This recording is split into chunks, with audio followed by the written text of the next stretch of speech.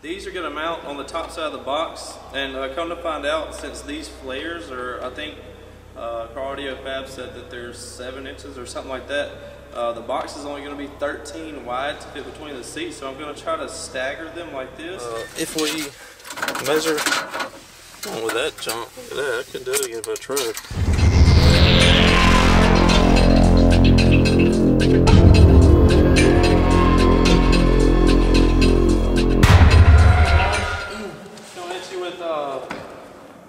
The box build that I'm doing for the work truck. I've made a couple of videos of like unboxing and stuff and everything, but that stuff's really not that important anymore, I guess you could say.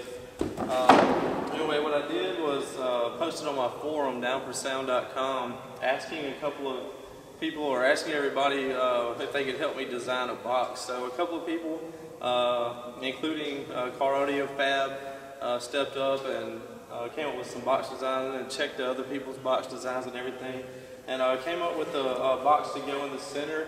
This rebuild I'm doing, I'm going to be doing one SUNDOWN ZV412 on the 2 Incriminator Audio 20.1s. So I decided, like, nobody around here has ever even heard of an aero port, so I'm going to do an aero port box, or aero ported box, if that's even the right way of saying it. Anyway, so what I did was I ordered 2 4-inch AeroPort kits from Parts Express Precision Ports, and this is what they look like.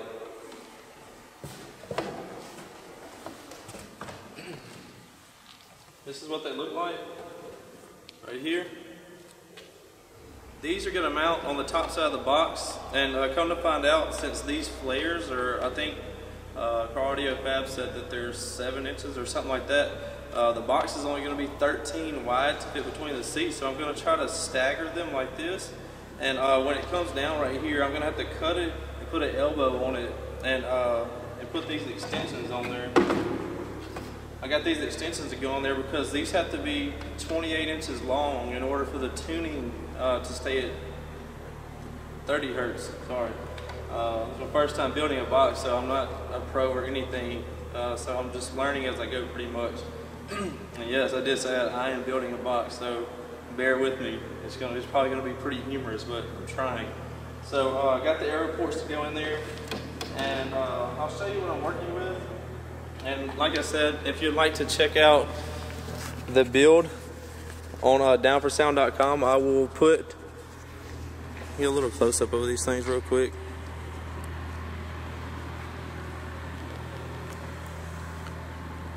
Also, I'm using my new camera I just got, a Sony CX900. So tell me what you think about the clarity of this bad boy. Got $2,000 invested in this new setup, so hopefully it looks pretty decent. Anyway, so the box is going to go in between here just like the old one did. Box is going to be in between here. And I don't know, I'm going to try to keep it, I wanted to keep it around 12 inches tall, but they said with the way that I'm doing it, the ports having to be 28 inches long, and I'm going to have it ported back here, sub up here, so when the ports go down and come forward, I might have to make it taller to increase the box volume. So hopefully we'll be able to accommodate that. So as you can see in between the seats, I have roughly, it's right at about 12 inches, but or 13. That's 13 inches right there. But I wanted to give myself a little bit of room to play with. That's why I said 12. But I can go an extra inch wide to stagger the ports. And I think I did. What was it? Like,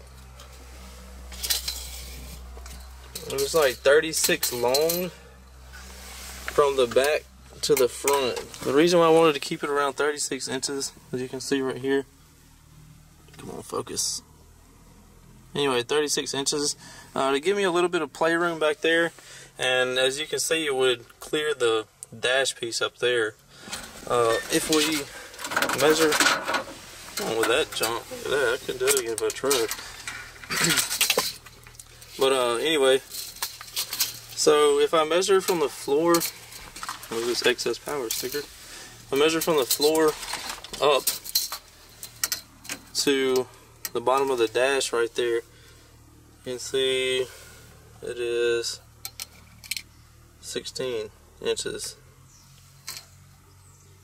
So there's 16, and so we could do that. Actually, it could be 16 inches tall. So maybe we'll do a little bit more reconfiguring of the box. I think the sub's around 11 inches deep. It's pretty deep. So if it was 16 inches right here, actually that really wouldn't be that bad, because I'd put my arm about right here, be like a decent armrest for it. So I might do that. So just building a pretty basic box for it. It's not going to be anything special, because I'm not like good at building boxes at all, because I've never done it before. So it's going to just be a nice rectangular box to go in here. And yeah, that'll bring you up to date. But I went and bought, as you can see, I have the Tight Bond 2 wood glue. I got the wood screws over there. And yeah, like I said, it's just gonna be a learning experience, and hopefully it'll turn out pretty decent. But I believe with all the help that I have from several different individuals, we won't have a problem with at least making it play pretty decent. I bought the wood glue, the screws, have some, have a saw and a router, and what else? I bought birch wood to make it out of.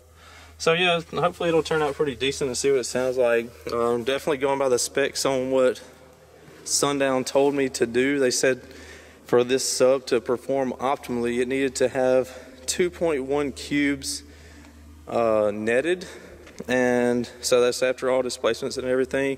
2.5 cubes net, and be tuned at 30 hertz for it to perform awesomely. So that's what we're going to give it, or as close as we can. And yeah, so this will be the first video of the box build for the work truck that I'm doing myself.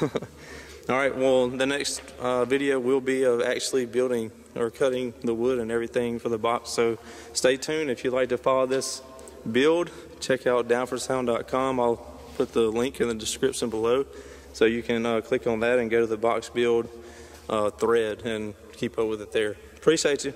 Later.